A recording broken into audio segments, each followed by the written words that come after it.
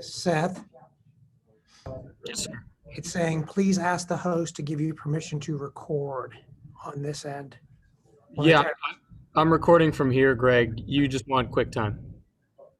Yeah, that's what I clicked on the QuickTime record button, and it popped up with that message.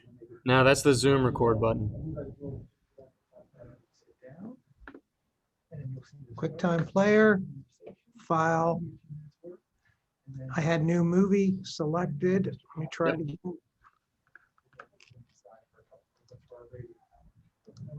Good. How are you? I'm good. New movie recording.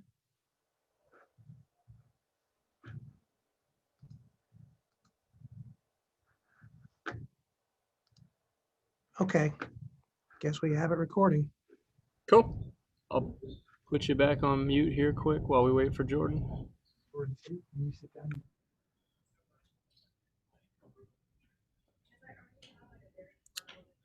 There he is. We'll let him get unmuted. First guest today is wide receiver Jordan Addison. And with that, we'll open it up for questions. Jordan, thanks for joining us. No problem. Thanks, Graham, for helping me. Jordan, can you talk about what kind of adaptation you have to make and adjustments you have to make when you have a new quarterback at midseason? It's a little change, but we practice every day with all the quarterbacks in practice, so we catch balls from everyone. So it's not really too much of a difference. Jordan, what has these first 6 games been like for you? Just kind of progressing into this offense and obviously becoming its go-to target. Week in and week out, I'm just trying to get better every day. So every week, I just try to take a step forward and just keep moving forward, keep my head up, no matter what the outcome is of each game. Just get back in the lab and keep working every day. Jordan, how do you think Joey did, and after a week, how much easier will that be if he is the starter this week? I think he did a great job. Threw for about 200 plus. He seemed like after overtime of the game and going on, you could see that he was getting more comfortable. So that gives us more confidence, So I think he did a really good job. Jordan, I understand you have family in South Bend, maybe like a grandparent.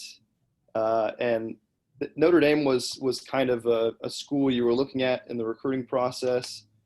Just how close were you to coming to Notre Dame? What did you think about the place, and ultimately what led you to Pitt? Yeah, I have family in Notre Dame. I'm glad they recruited me. I think it's a really nice place. But, I just felt more comfortable with Pitt. Yeah, I know they liked you as a cornerback. Was that kind of the big factor that led you to going elsewhere, that you wanted to be a receiver, and why did you pick receiver over cornerback ultimately? Well, that was part of it. The cornerback and receiver, that was part of it, but there was other things that led me towards Pitt. Jordan, Coach Beatty said that you're extremely quick to learn something in the classroom and then transfer that right onto the field. Is that a quality that you kind of have worked on yourself to get, or is that something that's always come natural to you, even like when you played in high school? I feel like that always came natural to me. When I'm in the classroom, I make sure I'm locked in on what's going on, so that it is easier for me to transfer out when I go in the field. Jordan, I looked up the stats for freshman receivers this week, and you have almost double, the second most yards. Obviously, I'm sure you're not paying a lot of attention to that, but I guess how much of that is something that you thought was possible at this stage of your career to be one of the very best freshman wide receivers in all of college football? I knew it was possible, but I didn't think it was going to come like this quick. I see it every once in a while when it pop up, but I don't pay too much attention to it. But I just go out there and do my job. What do you think is the maybe the one or two biggest things that have let you have that success, maybe even faster than you thought it was going to come? Really, I think it's just the trust that they put into me. as a young guy coming in, I feel like they trusted me. So, you know, it just builds my confidence up every day, knowing that my quarterback, my coaches, everybody trusts me to go make that play. Jordan, what is the buzz like for Notre Dame this week and the third-ranked team in the country coming to your place? You know, I mean, it's a lot of buzz around it, but, you know, they coming into Heinz Field. So, you know, we going to get after them. Jordan, just circling back there, what did you like about Pitt? Did you feel like you could get on the field early? Was that the big one of the big reasons why you went there? And ultimately, what were kind of some of the big reasons for you to come to Pitt? It wasn't too much about getting on the field early. I knew I had a shot at getting there, but, you know, it's the relationships that I built here. When I first got here, it just felt more, really comfortable. So that's what I liked about it. You know, you got that home feeling. So it's like I could do well here. Jordan, if you can talk about yourself for a second. I know it's difficult for guys to do that, but beyond your athletic ability, what do you think it is about your personality, your mental makeup that has allowed you to be successful for first six games? Can you say that again, please? I was just wondering what it is about your personality and your mental makeup that has allowed you to be successful so far. You know, I think going on like throughout the game, I let things go easily. Like, say if I drop a ball, I'll play the next play and just keep going. Jordan, are you going to have any family up from Frederick for this one? Yeah, I have a lot of family up for this one. This one would be special. What's it going to mean to be able to play in front of your family again after not being able to so far? It's going to mean a lot. You know, it's going to just give me that extra drive when I see my family, my mom there, and we connect eyes in the stadium. I feel like it's going to give me that extra fire. Who's all coming? I couldn't even tell you. I just know it's going to be an army out there, though. Are some of your South Bend family coming to the game? Some of them may be there. I'm not really sure about that. I have to check on that. Who from South Bend is your family? Is it your grandma? I talked with your coach. He says hi, by the way, from high school, Coach Ahern. So which family members are from South Bend? I got a couple aunts and uncles out there. Okay. Jordan, we're going to talk to Damar next. Why are you the better number 3 on this team? You said, why am I the better number 3? Yeah. Because I score touchdowns. We have one more question for Jordan before we let him go.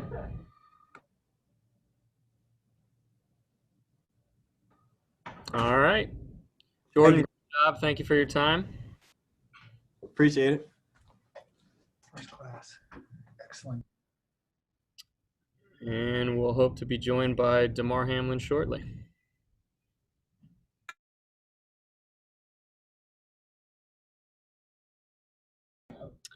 All right, we're joined by our second and final representative today, safety Damar Hamlin. Damar, thanks for joining us. We'll wait for him to get unmuted, and then we'll open it up for questions.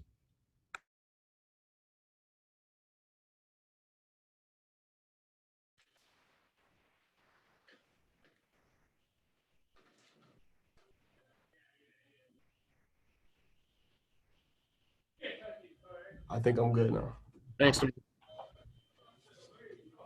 Yeah. Damar, it was a while ago, but that 2018 game against Notre Dame out there, I mean, what do you remember from that game? And, you know, they still have a lot of the same personnel with the quarterback and linemen. I mean, what do you kind of take from that game? Yeah, that game was a long time ago, but, you know, we'll still just watch the film. They still got some players out there, just like we got some players out there. So just watching players, just watching the game, seeing how the game went. Damar, you have your thumb on the pulse of this team better than anybody. How are these guys reacting after the last few weeks? We just hungry. We just hungry. We lost 2 games by 1 point, and then we lost last week, so we dropped 3 straight. But we still hungry. We know what we're capable of, and we know who we are. And you know, just we haven't played like how we know we are. So we're trying to get back on track this week. Damar, is there a sense of frustration in that you guys feel like you haven't played up to the standard that you kind of set for yourselves, before the season and throughout the season? And I guess how do you bounce back from that, I guess? Of course, there's frustration. We lost 3 games straight when we know we could have won them. So just working on the little things, get back to whenever you lose, whenever anyone loses a game, you just try to get back to the fundamentals of the game. So just working on practicing harder, just keep doing whatever we was doing, just doing it harder, just doing everything faster, more physical, just things like that. Damar, over the last 3 games, the defense has allowed 13 receptions for 209 yards and 4 touchdowns to tight ends. Have you seen anything when you've reviewed the tape that you've seen you guys doing wrong? And what do you think you can do moving forward to prevent the tight ends from beating you, especially going against Tommy Trumbull this week, who has caught more balls for the Irish than any other receiver they have? Just watching the film, just seeing what we're doing wrong, and just making adjustments. Just playing the game plan like the game's called. That's all we got to do. Damar, against Boston College and NC State, you guys weren't, the secondary in particular, wasn't winning a lot of the deep balls when you were in one-on-one coverage, but that changed against Miami. A lot of times, especially you were getting tested deep and you were able to come up with some pass breakups. What were some of the things that you guys worked on to address that? And how have you guys continued to focus on that to maybe win more of those situations? Just fundamental football. Like I said, whenever you see something in the game that you might have not done right, you just come back to practice and just work on it extra harder. Just working on the small things, small details. So whether it be a deep ball or whether it be a missed tackle or anything like that, just take the time to get the fundamentals down, just so it won't be an issue for the next game. And I guess following up on that, some of the deep passes that you guys gave up to Miami weren't as much contested. It was just like maybe a miscommunication or just a mistake on the F shoot or the T shoot. But what have you guys, now that you've had time to look at it on film, practice it in practice, how are you guys working on your communication or maybe making sure that those plays don't happen as much this time around? Just every rep, just before we take the field, just reminding everybody to work on communication and staying aggressive. That's something I've been working on all week. Just telling everybody to just communicate everything. There's no such thing as too much communication out there on the field. So just communicate everything so everybody's alert and everything. Everybody knows what could come out of this set, what could come out of the next set, just things like that. Damar, what do you see from Ian Book when you're watching the videos study of the Notre Dame games? He's a veteran quarterback, just how I look at myself as a veteran safety. He's a veteran quarterback. He's smart with the ball. He when he doesn't have the looks that he wants, he's fast enough to get going and get the first down. So he's a veteran guy, just like I consider myself one. Damar, do you feel like this week could be one where you and Paris are, providing even more run support than you guys already do, given the way that they like to kind of pound the ball behind that offensive line? You never know what to expect going into a game. So we just kind of hit the field and just see what we get that day, because you just never know. So whatever the game holds, that's how we'll play that day. Kelly, I know you had one. Go ahead. I'm sorry. Damar, you are the veteran guy out there. How do you keep the young guys around you from getting down by some of these losses? What are you doing to motivate them, to keep them up? Just preaching daily growth, just preaching, just not really getting too caught up in your situation or your surroundings, but just focusing on your personal daily growth, no matter what's going on around you. So that's just how I keep everybody together in their own heads personally, just for everybody personally, but just as the team, just coming together, just finding ways to just keep getting better and just keep growing. We have a final one for Damar. Yeah, Damar, you've been here for a couple of these wins over some very good teams, top-ranked teams in your time at Pitt. Is there anything from those games that you can pick or pull at to when you have the number 3 team coming to the country this week? One thing I can pull out is the weeks of practice that during all those games that we had. It was just, what's at stake, who you're playing, and all those weeks that I've been a part of, any big upset or whatever you call it, the week of practice was always great, from the start to finish. On the offensive side of the ball, they had a good week, and on the defensive side of the ball, we had a good week. Also, along with the practice was the game plan. We always had a good game plan for whatever team was playing. We'll wrap it up with two more. Last night I was talking to Heinisch, and he mentioned that you and him and Paris were playing paintball during quarantine, but he wouldn't tell me who won. Can you clear that up? Heinisch was on my team.